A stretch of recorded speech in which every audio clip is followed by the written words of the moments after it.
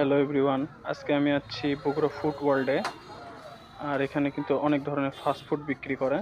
তার মধ্যে আমি নিয়েছিলাম চিকেন নাসর এবং বার্গার, যেটার প্রাইস ছিল অনলি 50 টাকা, এবং চিকেন নাসসের 60 টাকা। এনাদের খাবারগুলো কিন্তু অনেক সুস্বাদু। দেখেন এখানে খাবারগুলো তৈরি করা হচ্ছে।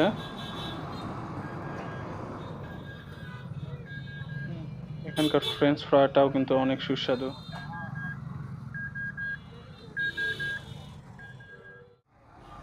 আর এই ফাস্ট ফুডের দোকানটা কিন্তু আজিজুল হক কলেজের যে গেটটা আছে, এর গেটের সামনেই কিন্তু পেয়ে যাবেন ফুড ওয়ার্ল্ড।